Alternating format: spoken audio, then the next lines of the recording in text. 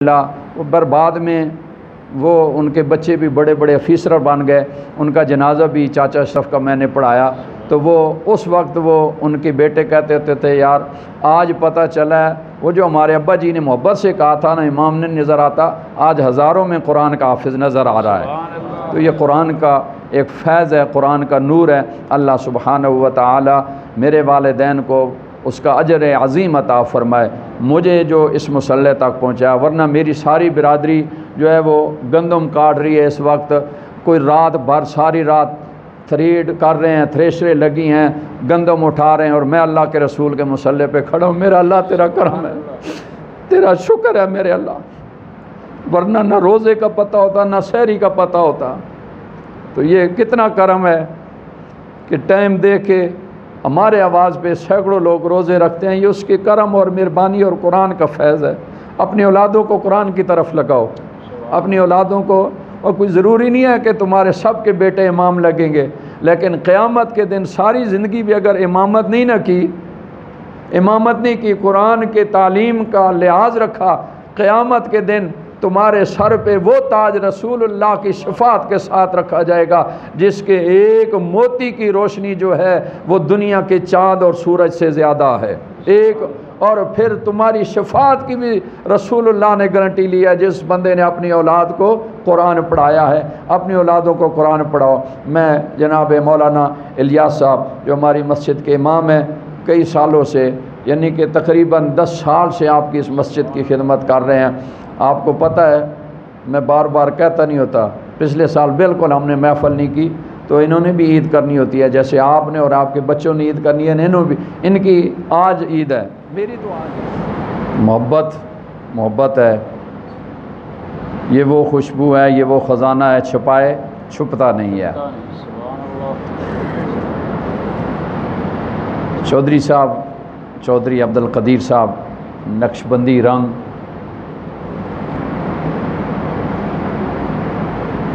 بس تھوڑی سی معروض یہ کر دوں کہ آپ وہ بندے ہیں کہ شیخ رشید اس کے مقابلے میں تحریک لبیک کے پلیٹ فارم سے آپ نے اس کا مقابلہ کیا تھا اور پھر بھی کریں گے۔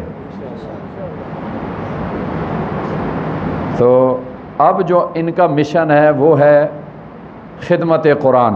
میں نے آج جو انہیں مدعو کیا وہ سیاسی پلیٹ فارم سے نہیں، قرآن کی خدمت کے حوالے سے پوری پنڈی کے اندر انہوں نے قرآن محل کا سلسلہ شروع کیا ہے کہ مساجد سے قرآن مجید جو بوسیدہ ہو جاتے ہیں، شہید ہو جاتے ہیں، ان کو لے کر نہ جمع کر کے آگے جو سلسلہ قائم کیا جا رہا ہے، اللہ سبحانہ و تعالی ان کے اس مشن میں نے کامیابی عطا فرمائے، برکت عطا فرمائے۔ روزانہ کلپ دیکھتا ہوں مختلف مساجد کے، مختلف ایریاز کے جو ہیں وہ سلسلے قائم ہوتے ہیں کہ فلاں جگہ سے جو ہے سلسلہ قائم ہوا، فلاں جگہ سے قرآن مجید جمع کیے، تو یہ ان کی خدمت ہے۔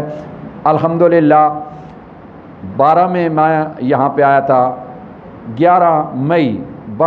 2012 کی 11 مئی کا میں نے جمعہ پڑھایا تھا، تو بچوں کا بھی سلسلہ شروع، ناظرہ جو بچے تھے 2012 سے لے کر اس سال تو نہیں، تیسرے سال ہم نے 6 بچوں کو کنز الایمان شریف کا تحفہ دیا تھا۔ یہ کنز الایمان شریف اعلیٰ حضرت امام اہل سنت فاضل بریلوی رحمۃ اللہ علیہ کا ترجمہ، اور سید نعیم الدین مراد آبادی رحمۃ اللہ علیہ آپ کا حاشیہ تفسیر جو ہے وہ اس کے اوپر ہے۔ رات کو میں نے تعارف پیش کیا تھا سید نعیم الدین مراد آبادی، اللہ واحد شاہد، وہ مشہود رب ہے، میں اس کی واجب الوجود ذات کی قسم اٹھا کے کہتا ہوں کہ اگر یہ لوگ نہ ہوتے تو پاکستان نہ بنتا نہیں۔ یہ آج پاکستان کا یوم ہے، یوم آزادی 27 رمضان المبارک کو پاکستان قائم ہوا تھا، تو وہ بس بنارس کی سنی کانفرنس جو تھی اس کے ناظم اعلیٰ سید نعیم الدین مراد آبادی تھے، اور اس کے صاحب صدر جو تھے وہ حضرت پیر سید جماعت علی شاہ صاحب نقشبندی، حضرت سید محمد کچھوچوی رحمۃ اللہ علیہ، اور اعلیٰ حضرت فاضل بریلوی رحمۃ اللہ علیہ کے بیٹے مولانا حامد رضا خان صاحب حجت الاسلام۔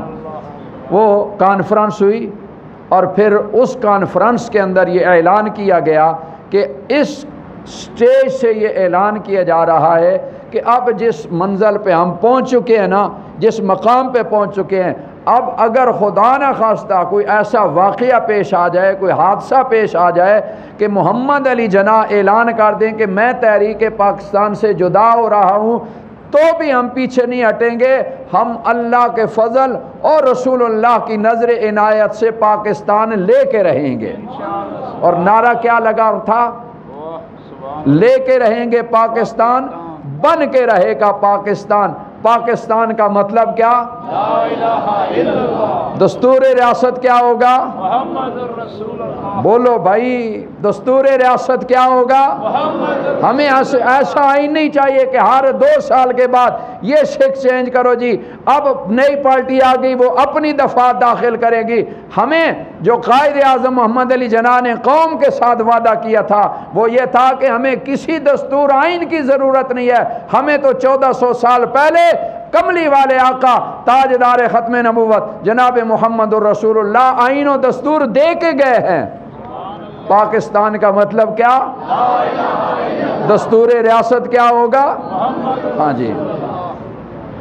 تو عرض یہ کر رہا تھا کہ میں نے کوشش کر کے 6 قرآن مجید بچوں کو محلے میں پہنچائے، 6 گھروں کے اندر یہ تفسیر قرآن مجید پہنچی۔